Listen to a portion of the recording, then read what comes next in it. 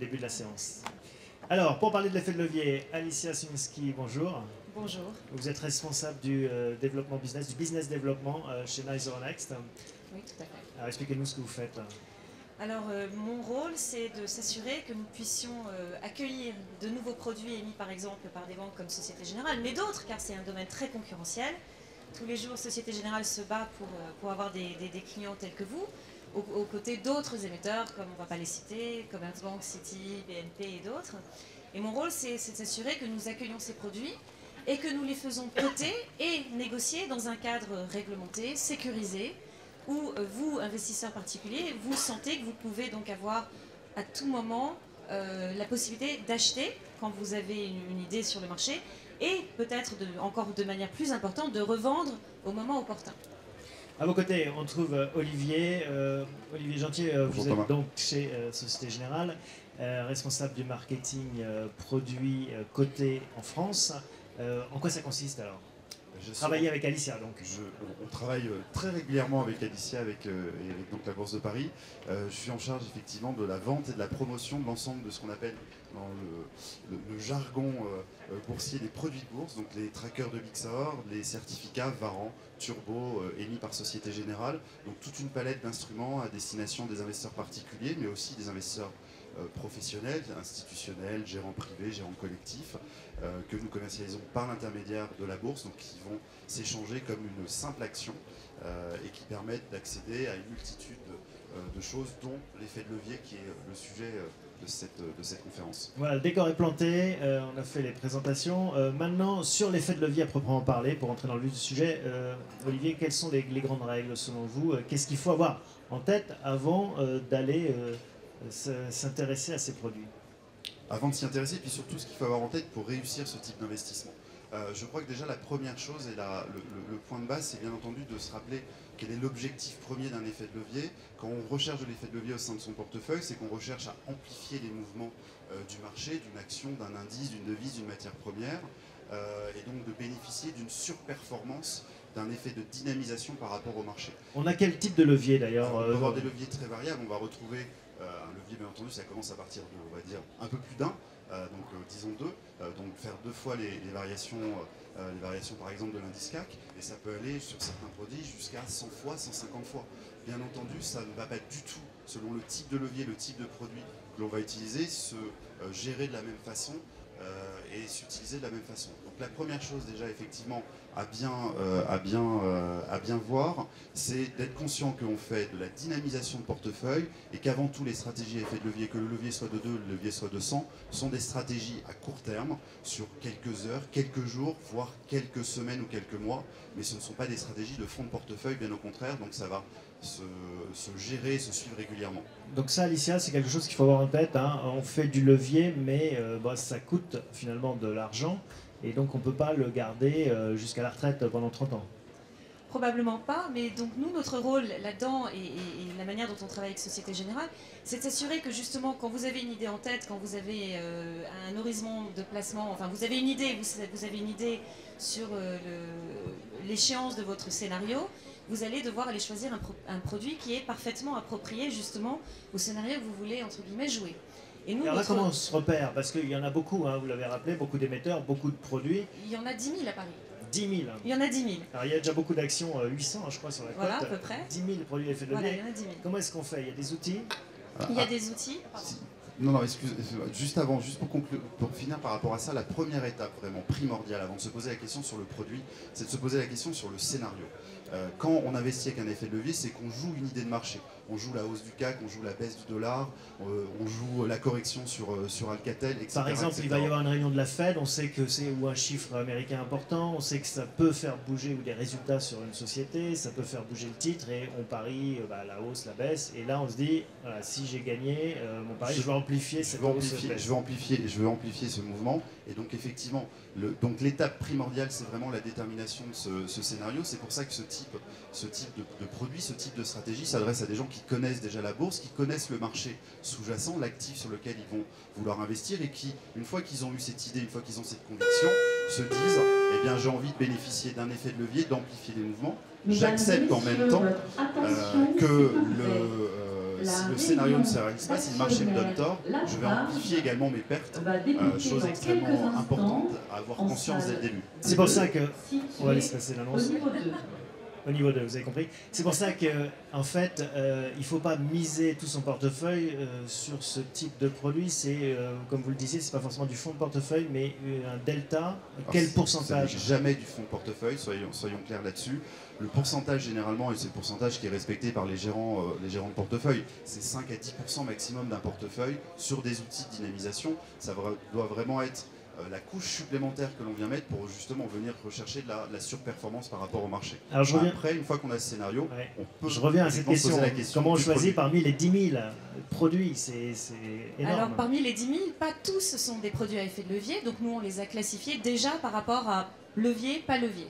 Déjà. Alors parmi les 10 000, enfin les non 10 000 à effet de levier, parmi ceux à effet de levier, il y en a combien déjà? Alors, il y en a pas loin de 9 500, c'est quand même la majorité. Donc, alors, parmi les 9 500, soyons précis. Alors, dedans, vous allez avoir globalement les varans simples, que vous connaissez certainement très bien, puisque ça fait 21 ans maintenant que Société Générale a émis le premier. Je ne me trompe pas sur la date, c'était 20 ans l'anniversaire l'année dernière, non? Tout à fait, on doit être à quelques jours près, 21. Quelques jours près, voilà. Joyeux anniversaire. Voilà, donc c'est vrai que c'est un produit qui est bien connu des investisseurs.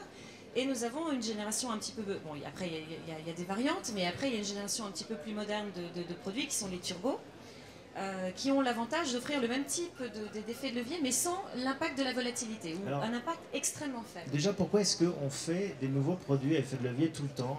Pourquoi est-ce qu'on n'a pas trouvé un produit et on s'y tient? Pourquoi est-ce qu'il y a différentes catégories?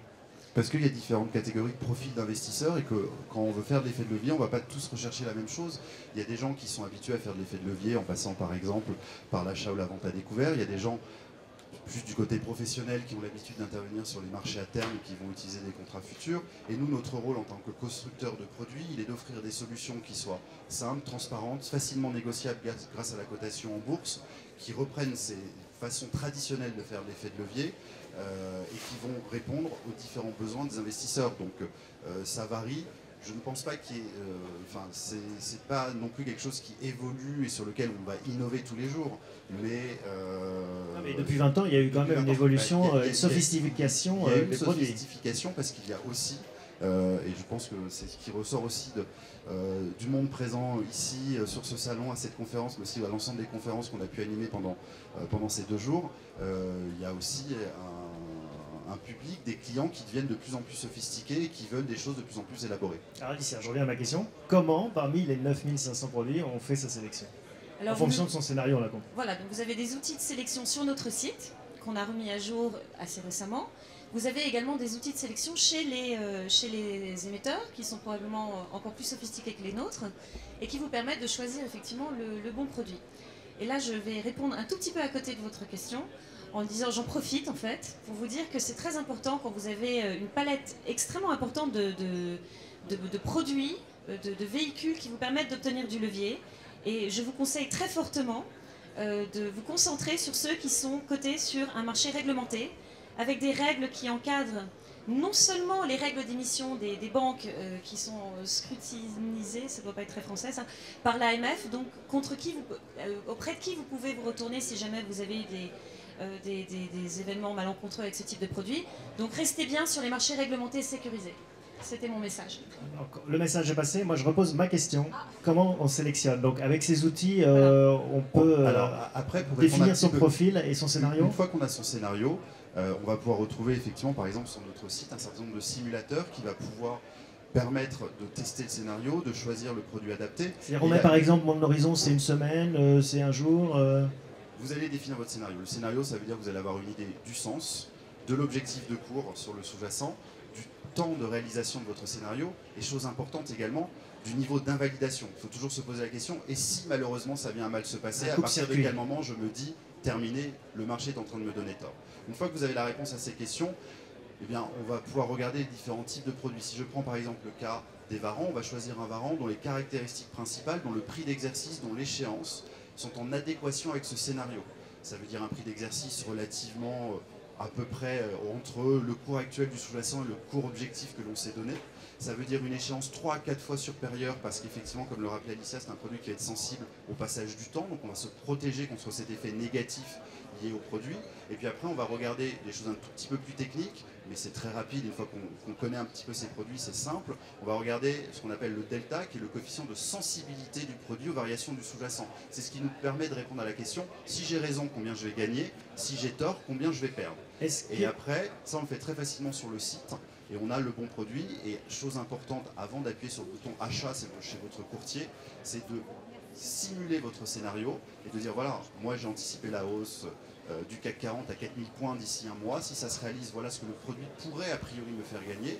Attention, il faut toujours avoir un scénario négatif au niveau d'invalidation. Si malheureusement le marché me donne tort, si dans 3 semaines il n'a pas bougé, si dans 3 semaines il est à 3700 points, qu'est-ce que je vais perdre sur ce produit? C'est important parce que ça va nous permettre ensuite de gérer l'investissement en fonction de ces grandes lignes. Une dernière question pour Alicia avant de passer la parole à la salle. Olivier parle de coupe-circuit, c'est-à-dire que si son scénario ne se réalise pas, il faut prévoir de débrancher la position pour ne pas risquer de tout perdre, étant donné le levier et la volatilité de certains produits. À quel niveau doit-on placer ce coupe-circuit? Quelle est en général la bonne perte à supporter par rapport à des produits à effet de levier? Est-ce que c'est 10, 15, 30%? Alors ça, c'est vraiment une question à laquelle je ne peux pas répondre. Par contre, parce que c'est totalement en dehors de mon champ de compétences. Non, mais il n'y a pas des règles, on se rend compte que... Enfin, c'est certainement, il y a des règles au niveau des gestionnaires de portefeuille. Il faut savoir qui on est. Il faut savoir quel est son taux d'aversion au risque.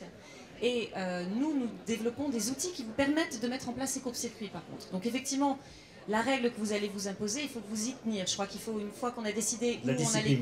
Voilà, il faut la discipline. Il ne faut pas dire, oh bah finalement, allez, je vais moyenner à la baisse, moyenner à la hausse, etc. Ça ne fonctionne pas.